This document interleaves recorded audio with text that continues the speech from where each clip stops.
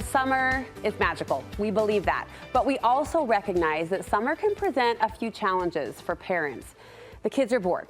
There is a lack of routine, right? The siblings are fighting. Boy, are they fighting. And all this is magnified when you have a child with ADHD or ADD.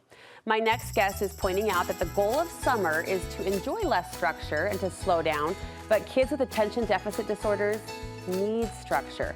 So parenting contributor Heather Johnson is going to help us find a balance. Let's elaborate on that a little more. Why is summer, particularly this season, so challenging for families with kids with ADHD? Yeah, I mean, if we think about what summer looks like, it's no routines. It's flexi freedom. Yes, it's letting bedtimes lax. It's letting kids sleep in. It's probably some more screen time. It's meals being all over the place, right? Because you've been at the pool until 8 or 9 because the sun's up. And so dinner now is at 9 instead of dinner being at 6. And dinner cereal. It's exactly right. Yeah. And dinner cereal. There's just all of these shifts. We're looking for summer to be relaxed. We're looking for it to be flexible and calm because of that flexibility, right? I mean, I love summer because no one needs clean socks in our house because no one ever has shoes on, right? Yeah. But that's the exact opposite of what an ADD or an ADHD brain needs.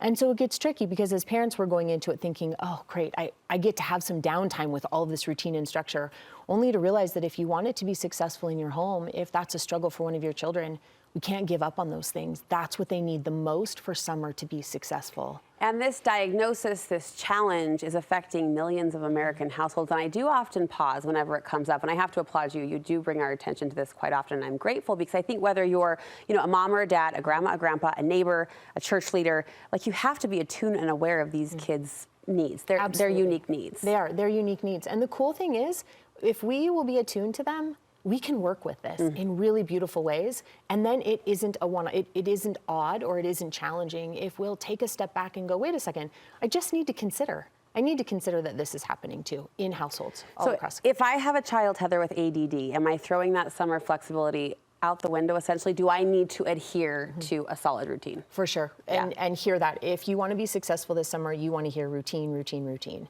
You want it in everything to the best of your ability, right? Routines make things predictable. Predictability makes things safe. And kids who think with an ADD thought process need to feel that safety.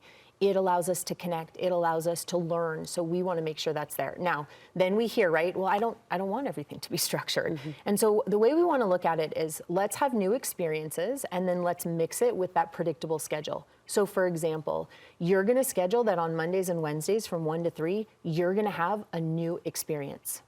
And now we've taken any new experience you want and plugged it into a routine. That could be the pool, the library, Absolutely. The museum. It can be anything. But now with ADD, you're looking at it and you're a kid going, okay, I know what to expect. On these days. On these days at these times, even though I don't know exactly what it's going to be like to do it. You do want us to build in and not give up on the basics. On the basics. So our basics are going to be going to bed, when we wake up, again, meal times, screen time, right? Summer, we tend to let all of those things go.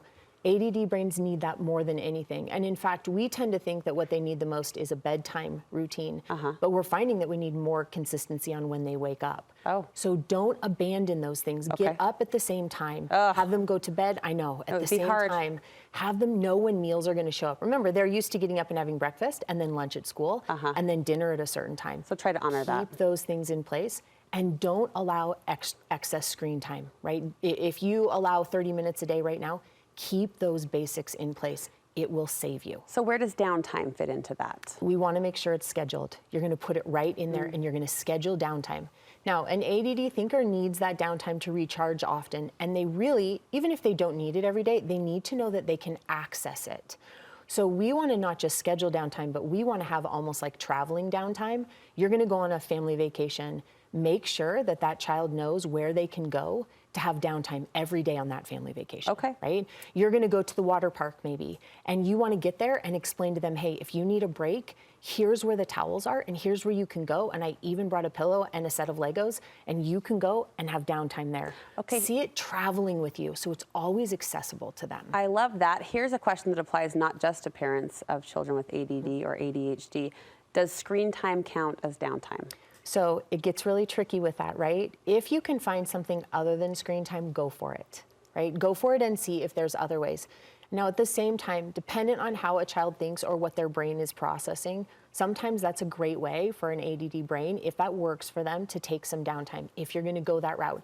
But I always encourage to see if you can't find something else that's downtime first, right? Let that be a last resort, if you can. Yeah. All right, 1 minute left. You want us to create an exit strategy? Yes, so that you know if something is, or a child's gonna hit the wall, you get out before they hit that wall, right? To do this with an exit strategy, you need to know them. We need to know their triggers. We need to know their patterns. We need to pay attention enough to know, I've got about 5 minutes before this child's gonna hit a wall. We're gonna exit before that even happens. Again, not to generalize, that's every kid, I think, too.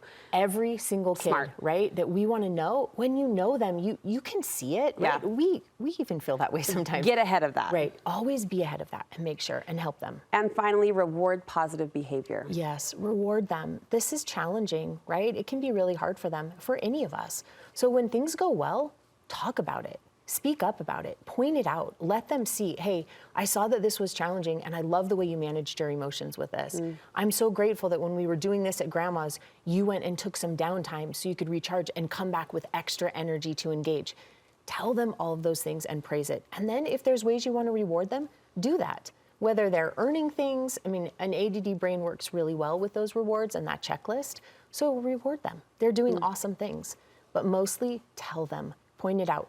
When we're specific in that feedback of what they're doing well, they want to duplicate it. And because we're specific, they know how to do it again and again and again. So don't hesitate to tell them when it's awesome. They're really used to being told when it's not.